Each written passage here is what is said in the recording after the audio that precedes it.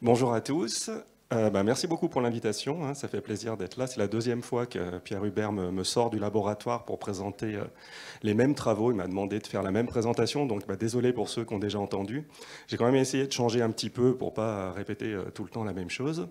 Donc moi je suis Jérôme Brunelin, je suis chercheur en neurosciences, je suis embauché par le Vinatier et j'ai la chance de co-diriger une équipe de recherche qui est labellisée INSERM, CNRS, Université de Lyon et Université de Saint-Étienne. Et dans notre équipe de recherche, on essaye de faire un aller-retour constant entre la recherche fondamentale, la recherche en neurosciences sur l'activité électrique des neurones, et les applications en psychiatrie. Et notre but général, c'est de savoir quelles sont les bases neurophysiologiques et leurs dysfonctions dans les grandes pathologies psychiatriques sur 3 grands axes. Et chaque axe va être co-dirigé par un chercheur INSERM et par un universitaire en psychiatrie. Donc, dans l'axe 1, motivation, on va s'intéresser à comment notre cerveau prend des décisions dans la vie quotidienne et comment ces dysfonctions de prise de décision vont mener à l'abus de substances dans les addictions. Dans l'axe 2, on va regarder quelles sont les bases neurophysiologiques, comment notre cerveau fait la distinction entre la réalité et ce qu'il perçoit réellement, et comment, quand ça dysfonctionne, on va avoir des hallucinations auditives, par exemple dans la schizophrénie. Et dans l'axe 3, qui est le plus gros axe de recherche, on va s'intéresser aux émotions et leur dérégulation, et comment la dérégulation du contexte émotionnel peut mener à l'anxiété, aux troubles de l'humeur ou aux troubles de stress post-traumatique.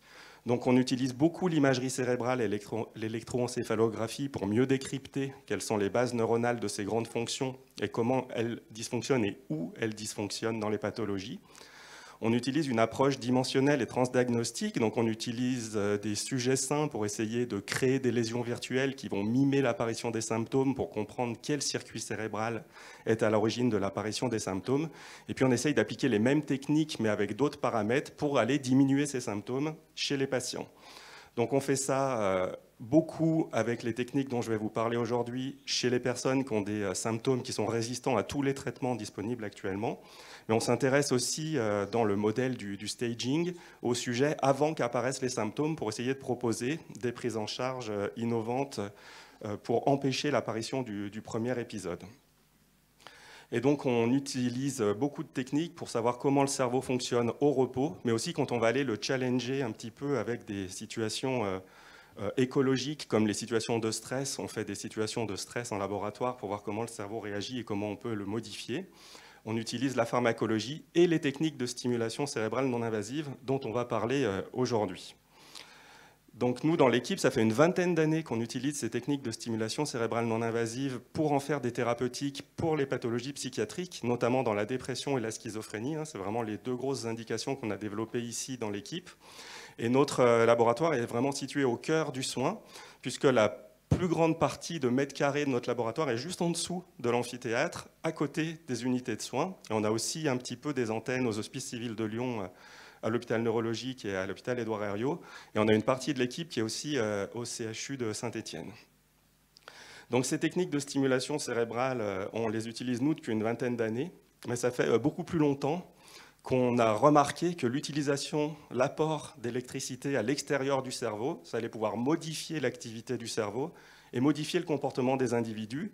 Et on trouve des traces très anciennes à l'Empire romain, entre l'an 40 et 50, avec un médecin grec qui officiait à l'Empire romain et qui avait remarqué qu'en plongeant des individus dans des bassins avec le premier stimulateur électrique, qui est la raie torpille, le poisson électrique, on arrivait à diminuer les douleurs et à améliorer l'humeur des patients quand ils ressortaient de ces bains avec les poissons électriques. Donc la douleur et la dépression, c'est encore aujourd'hui les 2 plus grandes indications des techniques de stimulation transcrânienne telles qu'on les utilise, sauf que bon, on n'utilise plus de poissons torpilles, et on a compris en 1804 que c'était parce que le cerveau était un organe électrique, que de lui appliquer de l'électricité externe, ça allait pouvoir modifier la connectivité neuronale, et donc modifier le comportement. Ensuite, la technique de stimulation électrique que tout le monde connaît en psychiatrie, c'est en 1938 les électrochocs, l'électroconvulsivothérapie. Et les techniques dont je vais vous parler aujourd'hui, elles renaissent en 1985 en neurologie. Et leur première application pour la stimulation magnétique transcrânienne dans l'épisode dépressif majeur, c'est 1993, avec 2 patients traités à Vienne, en Autriche. Donc on a maintenant en psychiatrie tout un tas de techniques de stimulation électrique qui vont être soit transcrâniennes, soit complètement invasives, et on peut les représenter comme sur ce schéma, en fonction de leur caractère invasif et de la résolution spatiale, c'est-à-dire la quantité de cerveau qu'on va pouvoir aller moduler avec ces techniques. Donc les techniques les plus fines, mais aussi les plus invasives, c'est les techniques qui nous viennent de la neurologie, c'est la DBS, donc la Deep Brain Stimulation en anglais, qui est la stimulation cérébrale profonde, qui vient de Grenoble dans le traitement de la maladie de Parkinson. Et on s'est rendu compte que les comorbidités dépressives des patients parkinsoniens s'aidaient aussi avec des stimulations profondes. Et donc maintenant, on a une indication en psychiatrie pour le traitement de l'épisode dépressif majeur, où on va aller stimuler des régions qui ne sont pas celles qu'on stimule dans la maladie de Parkinson, qui est plutôt des régions profondes, qui a le cortex singulaire antérieur. On a aussi, qui nous vient de la neurologie, mais plutôt de l'épilepsie, la stimulation du nerf vague, où on s'est rendu compte qu'on avait aussi des améliorations de l'épisode dépressif comorbide à l'épilepsie quand on implantait des stimulateurs du nerf vague. Donc on enroule un petit stimulateur autour du nerf et on peut diminuer l'épisode dépressif. Donc ça, c'est quand même réservé aux épisodes très très résistants avec des très bons taux de rémission. Au milieu, vous avez les techniques qui sont convulsives. Donc le but, c'est d'induire une crise convulsive pour améliorer notamment l'humeur dans la dépression, soit avec de l'électricité, l'électroconvulsivothérapie. Et on fait maintenant la même chose avec de la stimulation magnétique à haute fréquence, avec des champs magnétiques assez forts, qui arrivent à déclencher des crises convulsives un peu plus focalisées que la crise convulsive généralisée, avec moins d'effets secondaires. Donc c'est surtout développé en Amérique du Nord. On a très peu accès à cette technique en France, mais c'est quelque chose qui est en développement, qui pourrait aussi aider à avoir moins d'effets secondaires que l'électroconvulsivothérapie. Et les deux techniques dont je vais vous parler aujourd'hui, qui sont la stimulation électrique transcrânienne, donc tout en bas à gauche, et la stimulation magnétique transcrânienne qui commence à être un peu plus connue, dont je vais vous parler principalement aujourd'hui. Et on a une petite dernière qui arrive, qui est ici la FUS, qui est la stimulation par ultrasons. Donc cette fois-ci, on n'utilise pas les propriétés électriques des neurones pour moduler leur connectivité, mais leur capacité mécanique. On va aller faire bouger les membranes des neurones, qui va aussi les permettre de se réorganiser. Et cette technique, elle a l'avantage d'être non invasive, donc on n'a pas besoin de faire de chirurgie. On a un sujet vigile. Et cette fois-ci, on va pouvoir cibler des zones cérébrales qui sont aussi profondes que celles qu'on cible avec les descentes d'électrodes en chirurgie, ce qu'on ne peut pas faire avec les deux autres techniques qui sont en ce moment le plus utilisées, électriques ou magnétiques. Donc ces deux techniques qu'on utilise maintenant en thérapeutique, qu'on peut utiliser en routine, qui sont reconnues comme des traitements dans d'autres pays, mais malheureusement toujours pas en France, c'est la stimulation magnétique transcrânienne qui est en haut du schéma et la stimulation électrique transcrânienne qui est en bas. Donc ces deux techniques, elles ont des propriétés physiques qui sont très différentes et on va les utiliser pour faire des modulations de connectivité neuronale dans des buts qui sont différents. Donc quand on regarde juste les propriétés physiques de la TMS, on voit qu'on envoie un pulse très court d'un 4 millième de seconde avec des très gros ampérages, on est sur 10 000 ampères, 2000 volts, et ce champ électrique va générer un champ magnétique d'environ 2 Tesla, et c'est ce champ magnétique qui va traverser la boîte crânienne et pouvoir restimuler la région corticale en regard de la bobine avec le principe d'induction de Faraday, et on va induire au niveau du cerveau des champs de courant d'à peu près 180 volts par mètre, et cette énergie est assez puissante pour déclencher du potentiel d'action des neurones et avoir un effet synapse à synapse qu'on va pouvoir mesurer de manière très objective. Je vous montrerai un film tout à l'heure. Avec l'autre technique, la stimulation électrique, la quantité d'énergie est beaucoup plus faible. On ne va pas pouvoir déclencher de potentiel d'action, on va juste modifier la manière dont les neurones vont être réactifs aux entrées sensorielles. Donc on a plutôt une technique de neurostimulation en haut et une technique de neuromodulation en bas, avec une ordre de grandeur de courant induit qui est de 200 volts par mètre en haut et de 0,5 volts par mètre en bas, mais par contre sur une région cérébrale beaucoup plus vaste. Donc cette TMS, on peut vraiment voir de manière très objective les effets qu'elle a sur le cerveau. Et en fait, j'ai remarqué que l'affiche d'aujourd'hui, c'est une photo qui vient de chez nous et qui utilise un système de neuronavigation pour trouver le cortex moteur. Donc le petit point qui est au milieu de la petite grille, c'est le cortex moteur. Et en fait, quand on stimule le cortex moteur avec nos appareils de stimulation magnétique transcrânienne, on est capable d'exciter cette zone et de mesurer en périphérie comment le cerveau a réagi à la stimulation. Donc on sait que le cortex moteur, c'est la région qui est située entre les deux oreilles. Et 5 cm à peu près en décalé à partir du vertex, en allant vers l'oreille, on a la zone qui contrôle la motricité de la main. On a une surreprésentation sur le cortex moteur de la motricité de la main et de l'index, puisqu'on a les grands primates valorisé cet effet de pince qui nous sert quand même beaucoup quotidiennement. Et donc, trouver la zone qui contrôle le muscle du pouce est assez facile avec la stimulation magnétique. Donc, si on fait une stimulation... Ah, quelqu'un m'a volé la souris. Ah, il y a juste de l'eau devant. Ça va pas être simple. Hop, hop, hop. Donc, si on regarde la zone qui est la plus haute au niveau du crâne, on regarde donc entre les deux oreilles, avec ici un mètre de couturière, hein, c'est beaucoup moins précis qu'avec la neuronavigation. Si on descend à 5 cm en allant vers la droite, donc ça va mobiliser la main gauche, on met l'intensité maximum de sortie de notre stimulateur, et si on applique une stimulation unique, on va pouvoir être capable de faire bouger la main, l'index ou le pouce. Donc ici, hop, vous voyez, on fait bouger la main, et si on réduit l'intensité, on va être vraiment sur la zone du pouce. Si on regarde juste le pouce, tac, on a bien réussi avec la stimulation à faire bouger de manière très spécifique la main de notre sujet.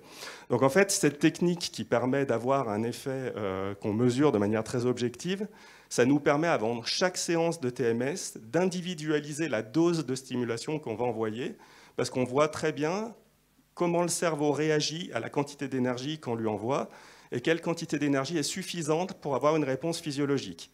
Ça nous permet de ne pas stimuler trop fort, parce que si on stimule trop fort, comme avec les autres techniques, on va avoir un effet secondaire d'induire une crise convulsive, on risque d'embraser la zone. Et donc, on regarde individu par individu quelle quantité d'énergie est nécessaire à ce cerveau-là pour avoir une réponse physiologique. Et on va aller appliquer nos protocoles de stimulation avec cette quantité d'énergie. Donc évidemment, dans la psychiatrie, on ne va pas stimuler les régions motrices qui contrôlent la main, mais on va aller plutôt stimuler des nœuds dans d'autres régions corticales cérébrales qui sont dysfonctionnelles dans les pathologies. Et maintenant, grâce à l'imagerie médicale, on arrive à voir au niveau du groupe, mais aussi au niveau des individus, quelle région cérébrale est dysfonctionnelle lorsque un type de symptôme est exprimé. Et on a des grandes régions cérébrales qui sont des cibles privilégiées pour la stimulation transcrânienne, qui sont les points ici en rouge, avec notamment le cortex préfrontal dorsolatéral, qui est la zone qu'on stimule le plus souvent dans tous les épisodes psychiatriques. Et puis on voit aussi qu'on a les zones qui sont un peu plus profondes, qui sont les cibles des autres techniques de stimulation. Donc le cortex singulaire antérieur, qui est la cible de la stimulation profonde, c'est toujours le même réseau cérébral dysfonctionnel, peu importe comment on rentre dans ce réseau. L'idée est d'aller modifier l'activité et la connectivité du réseau cérébral qui sous-tend l'apparition d'un symptôme, peu importe sa porte d'entrée, et peu importe si on rentre par une stimulation magnétique, électrique, profonde ou superficielle. Ah oui, c'est vrai que maintenant la télécommande... Donc en fait, maintenant avec les techniques d'imagerie, on arrive à descendre au niveau de l'individu, et toutes les techniques d'imagerie peuvent être utilisées pour faire des cibles, que ce soit de l'imagerie fonctionnelle, du PET scan, de l'imagerie de réseau de repos, ou même de l'imagerie, comme en bas à droite, de diffusion de tension pour repérer les faisceaux de matière blanche qui seraient à l'origine de disconnectivité anatomique entre plusieurs régions. Donc ça nous permet, en utilisant toutes ces techniques, de vraiment venir individu par individu, modéliser notre champ de courant ou notre champ magnétique pour aller dans la région la plus acceptable, la plus accessible, pour pouvoir modifier l'ensemble du réseau. Donc on utilise ces techniques dans l'équipe à deux grandes finalités. La première finalité, c'est de mieux comprendre la physiologie et la physiopathologie des maladies mentales. Donc on s'en sert vraiment comme des moyens d'investigation pour mieux comprendre quel réseau est impliqué dans tel symptôme ou dans telle fonction cognitive, et comment on va pouvoir modifier la physiologie. Et puis la deuxième grande indication qu'on utilise ici dans l'équipe, c'est le développement de vrais protocoles thérapeutiques qui peuvent être transférés immédiatement vers la clinique. Et les protocoles qu'on met en place dans l'équipe de recherche sont maintenant utilisés en routine quotidienne dans l'équipe de neurostimulation. Donc, dans les grandes études qu'on a fait en collaboration ici au Vinatier, la première des grandes études, ça a été de regarder est-ce que, quand on fait une stimulation cérébrale au niveau du cortex préfrontal, est-ce que cet effet est vraiment restreint à l'endroit où on stimule ou est-ce qu'il va diffuser dans le réseau? C'est des choses qu'on ne savait pas, hein, donc ça c'est une vieille étude qu'on a fait en 2011. Et on s'est rendu compte qu'effectivement, quand on applique de la stimulation électrique au niveau du scalp, on a bien un effet au niveau de la région en dessous des électrodes, mais que cet effet peut diffuser sur des régions plus profondes qu'on n'a pas du tout ciblées, comme le cortex singulaire antérieur, qui est quand même une zone qui est très intéressante dans la physiopathologie de la dépression. Donc effectivement, quand on stimule de manière superficielle un cortex cérébral, on arrive à pénétrer dans un réseau et à modifier la connectivité fonctionnelle des aires cérébrales qui sont impliquées dans l'expression d'un symptôme. Les deuxièmes grands types d'études qu'on fait dans l'équipe pour mieux comprendre comment ces techniques fonctionnent, c'est des études qui utilisent la tomographie à émission de positons, parce qu'on est très intéressé en psychiatrie sur la transmission dopaminergique. On sait que la dopamine, c'est un neurotransmetteur qui est vraiment très impliqué dans beaucoup de symptômes, de beaucoup de pathologies psychiatriques. C'est le neurotransmetteur dans l'addiction, c'est celui qui est responsable de la volonté de prise de toxiques dans le système de la récompense. C'est lui qui n'est pas assez libéré dans un symptôme très transdiagnostique qui est l'anédonie, la perte d'envie de ressentir du plaisir. Et c'est aussi une hormone qui est suractivée pour l'expression des symptômes positifs de la schizophrénie. On sait que les antipsychotiques sont des molécules qui vont venir bloquer cette transmission dopaminergique. Donc nous, on était très intéressés à voir si cette stimulation très superficielle, on pouvait aussi, au niveau des noyaux gris centraux, dans les zones les plus profondes du cerveau, avoir une modification de la transmission spécifiquement de ce neurotransmetteur. Et c'est ce qu'on a montré à plusieurs reprises en utilisant la tomographie à émission de positons, qu'on utilise la stimulation magnétique ou électrique. Dès qu'on stimule le cortex préfrontal, qui est notre région cible la plus préférentielle, eh ben on arrive à moduler la libération de dopamine au niveau des régions les plus profondes. Et c'est peut-être par cet effet-là qu'on arrive à avoir des effets positifs dans toutes les pathologies psychiatriques où il y a des dérégulations de la transmission dopaminergique. Au-delà des effets sur le cerveau, on s'est aussi intéressé à des effets plus généraux au niveau de l'individu. On sait que la réactivité au stress est très impliquée dans l'apparition des symptômes dans toutes ces pathologies.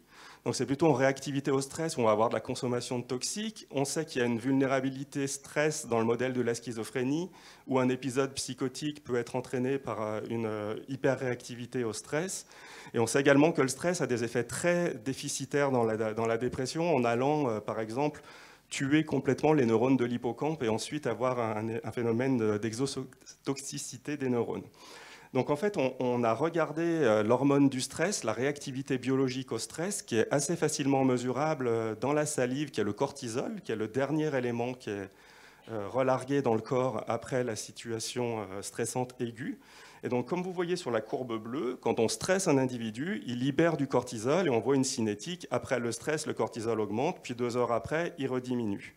L'idée qu'on avait dans cette expérience, c'était qu'en situation normale, c'est normal quand on est face à un stress de couper les contrôles inhibiteurs du cortex frontal pour pouvoir rentrer dans un mode plutôt animal et avoir les mains qui suent pour monter aux arbres et puis courir vite pour fuir un danger. C'est quelque chose qui est physiologique et très normal. Et on sait que par contre, dans les pathologies, des fois, on peut avoir des réponses très anormales au stress.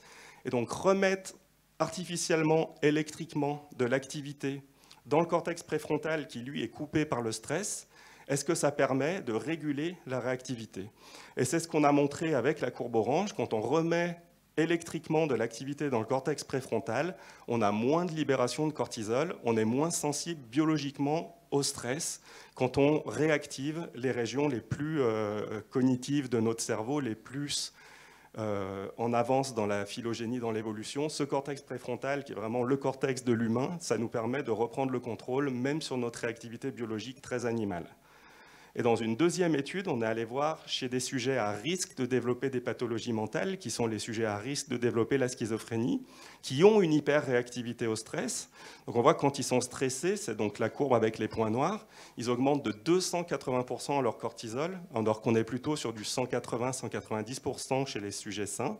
Et avec la stimulation, quand on leur remet du contrôle inhibiteur sur le cortex préfrontal, eh ben, ils ont, c'est la courbe en bas avec les points blancs, une réactivité biologique au stress qui est comparable à celle des sujets qui n'ont pas de vulnérabilité à développer la schizophrénie. Donc finalement, ces techniques pourraient aussi être utilisées comme une prévention dans la rechute, voire même comme une prévention primaire, en redonnant du contrôle biologique frontal sur la réactivité au stress, et pas être uniquement pour le moment prescrit dans les cas d'ultra-résistance à toute la pharmacologie. En ce moment, du coup, on essaye de mélanger un petit peu toutes ces études-là, parce qu'on a la chance à Lyon d'avoir une machine qui fait de l'IRM et de la tomographie à émission de positons en même temps, une machine d'IRM-TEP. Et ça nous permet de faire la stimulation pendant qu'on mesure la connectivité et l'activité cérébrale avec l'IRM, et pendant qu'on mesure en même temps la transmission dopaminergique au niveau sous-cortical.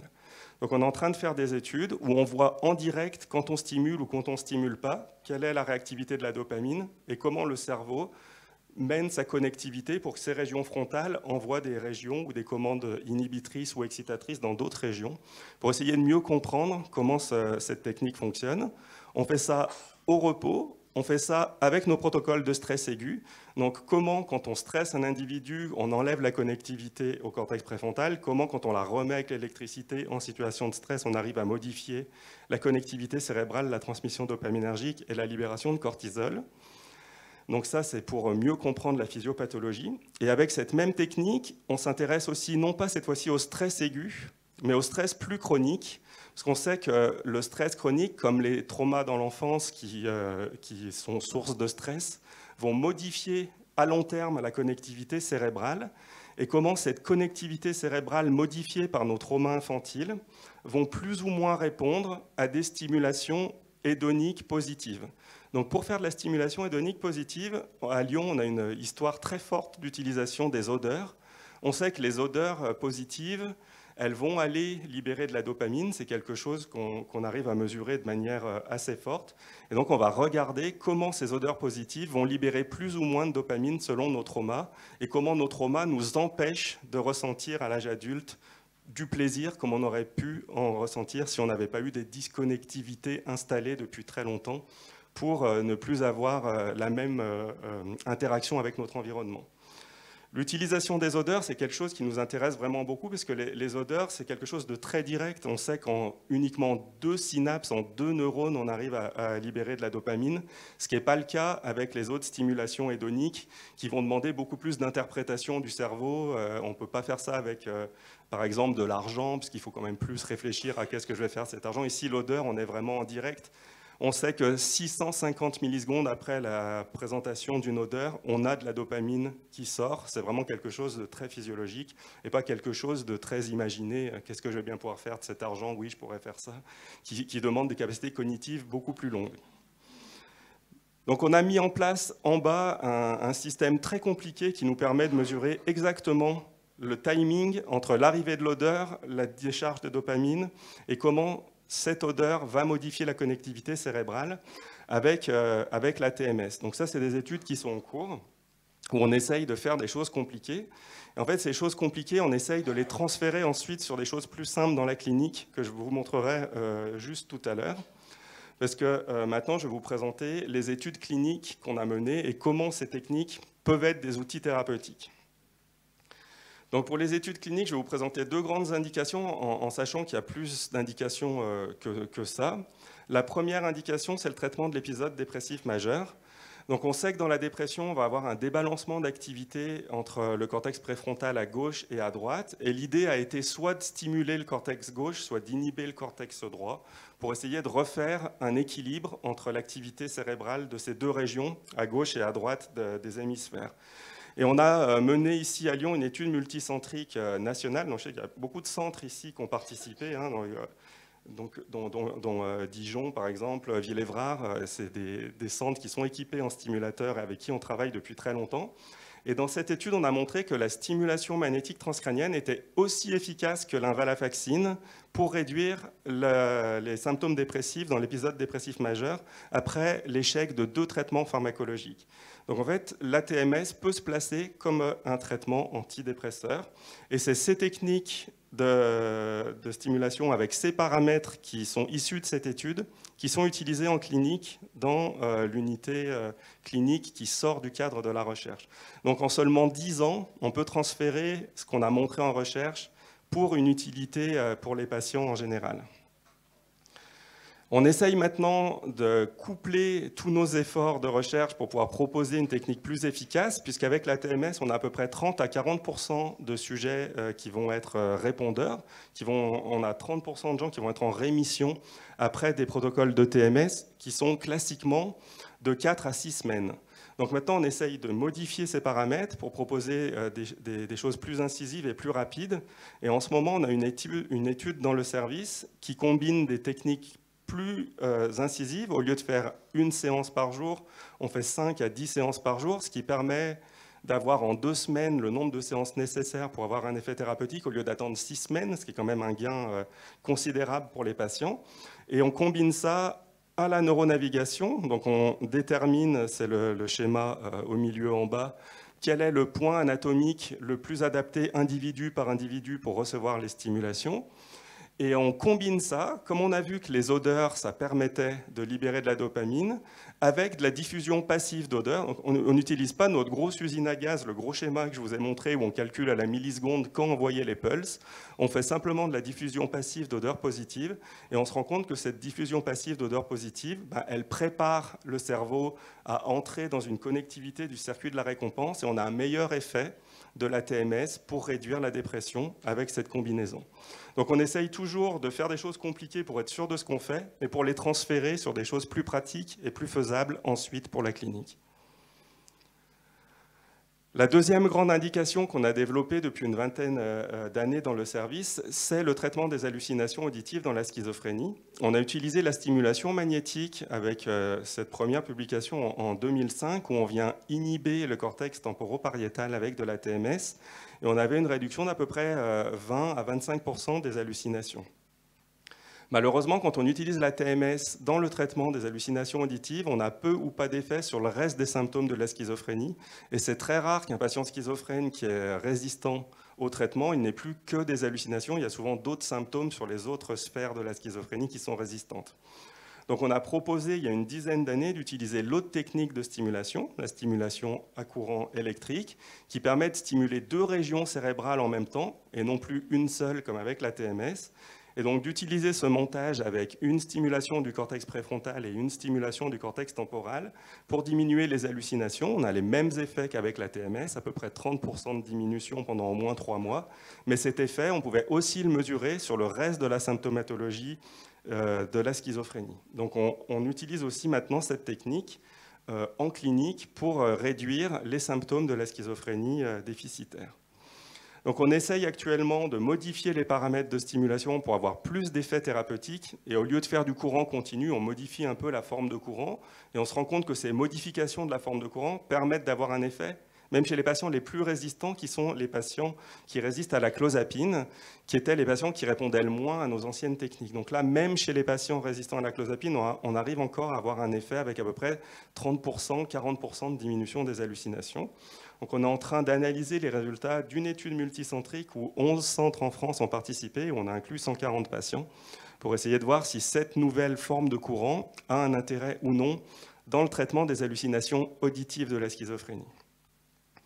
Au-delà des hallucinations auditives, on s'intéresse maintenant aux hallucinations, quelle que soit leur modalité sensorielle, et on est en train de démarrer en collaboration avec Lille une étude où on utilise non plus 2 électrodes de stimulation comme dans la façon classique d'utiliser la stimulation électrique, mais un nouvel appareil qui permet d'avoir 33 électrodes de stimulation. On utilise l'imagerie par résonance magnétique pour repérer 1 à 5 nœuds d'activité anormale dans le cerveau des individus quand ils expriment des hallucinations multimodales. Et en mêlant l'IRM anatomique pour bien prendre en compte les circonvolutions individu à individu, des modèles computationnels de distribution du champ de courant, on arrive à dire à chaque électrode quelle intensité de courant injecter pour amener le courant point par point sur les 5 nœuds d'inactivité ou d'activité anormale qu'on a repérés à l'IRM, en se disant que plus on individualise, plus on va avoir d'effets thérapeutiques. Donc ça, c'est une étude qui va démarrer, qui a été financée par le PHRC.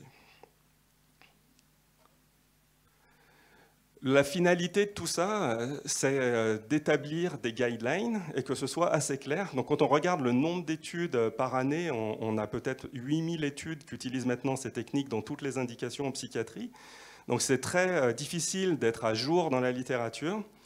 Et donc, on essaye avec un groupe d'experts en Europe et un groupe d'experts international d'établir de manière régulière, c'est-à-dire tous les 5 à 8 ans, de mettre à jour les guidelines pour savoir quelle technique, dans quelle indication va être efficace pour pouvoir aider les gens qui veulent se lancer à faire de la stimulation pour être sûr d'utiliser les bons paramètres au bon moment pour les bonnes personnes.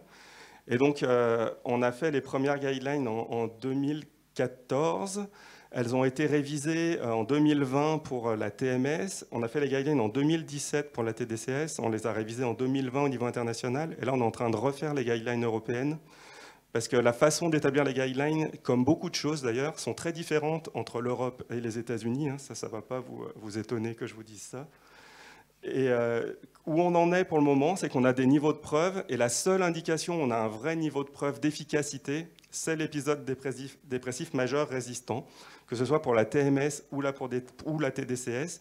Pour toutes les autres indications en psychiatrie, la schizophrénie, la dépendance aux substances, le trouble obsessionnel compulsif et l'état de stress post-traumatique, on a des études dans la littérature internationale, mais on n'a encore pas assez de niveau de preuve assez fort pour vous dire allez-y, achetez des stimulateurs, stimulez vos patients de cette manière-là et vous aurez des réponses thérapeutiques. C'est des choses qu'on n'est pas encore capable de faire.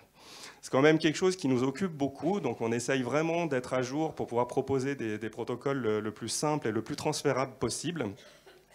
Et pour faire ça, on organise 2 fois par an ici à Lyon des formations pour tous les gens qui veulent utiliser les techniques de stimulation magnétique transcrânienne en psychiatrie.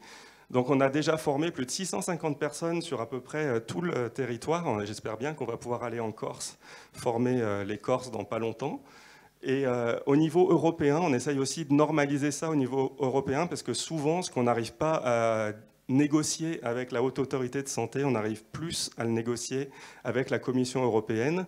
Donc on a fait une association européenne où il y a plus d'une centaine de membres et plus d'une quinzaine de pays maintenant pour essayer de faire bouger au niveau européen les lois pour pouvoir utiliser de manière plus simplifiée ces techniques de stimulation.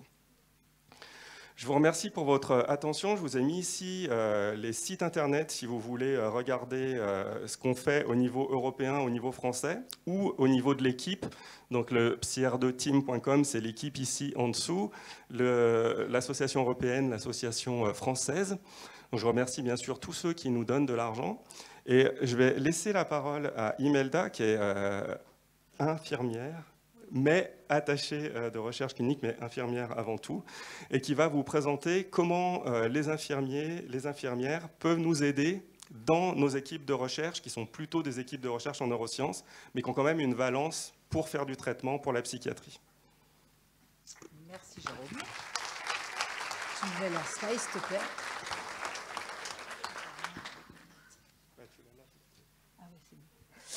Bonjour, donc je suis Imelda Aigron, je suis infirmière DE avant tout, comme l'a dit Jérôme. Donc je travaille à PsyR2 avec une de mes collègues qui s'appelle Delphine Janin, qui n'est pas là parce qu'on a des soins ce matin. Donc en fait, d'abord infirmière et après infirmière de recherche clinique, c'est-à-dire qu'on a toutes les deux passé un DU en 2019 qui nous permet de travailler en recherche. Donc aujourd'hui, je vais essayer de vous expliquer par l'intermédiaire de ce poster un peu notre métier d'infirmière de recherche clinique au sein de PsyR2. Donc ce poster, on l'a présenté à Rennes au congrès de psychiatrie, peut-être vous y étiez cette année. Donc l'objet de ce poster, c'est de présenter de façon synthétique notre métier et les différentes missions qui sont les nôtres en tant qu'IRC. Il se découpe en 2 parties. Donc la première partie en bleu foncé concerne le protocole en tant que tel, donc la mise en place de celui-ci, la formation des intervenants et le recrutement. Donc ça, c'est une grosse partie de notre travail. Je dirais que le plus dur, c'est le recrutement. C'est pas, même si on est dans un hôpital important, c'est pas toujours facile de faire le recrutement des patients. Donc notre grosse partie de notre travail, c'est la communication, aller dans les services, présenter les différents nouveaux protocoles pour avoir des patients pour lesquels les protocoles qu'on met en place pourraient les aider. Parce que le but, d'abord, c'est d'aider les patients.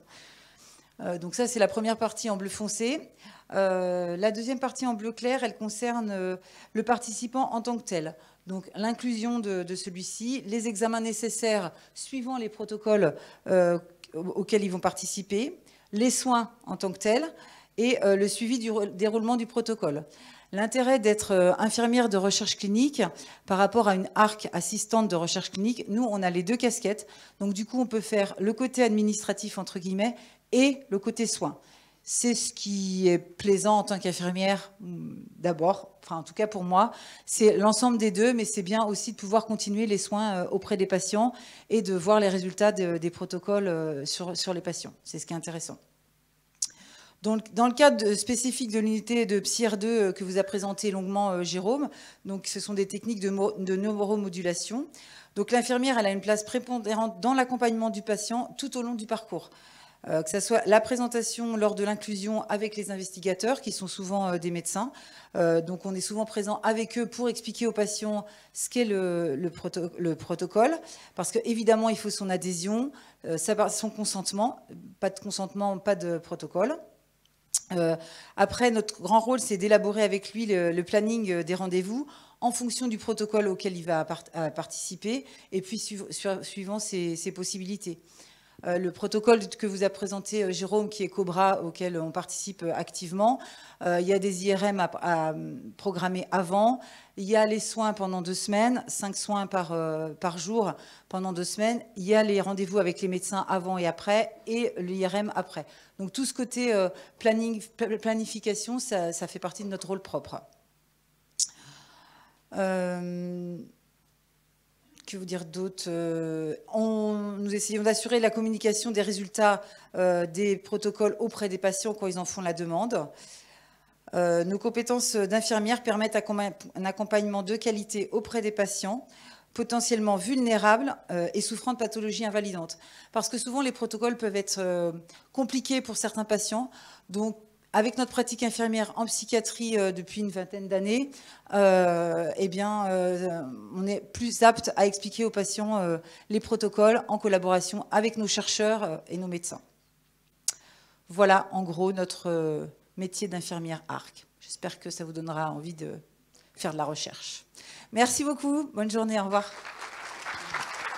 Merci à vous de cette présentation de votre métier qui est fort intéressante. Est-ce que vous avez des questions à poser à M. Brunelin ou à sa collègue?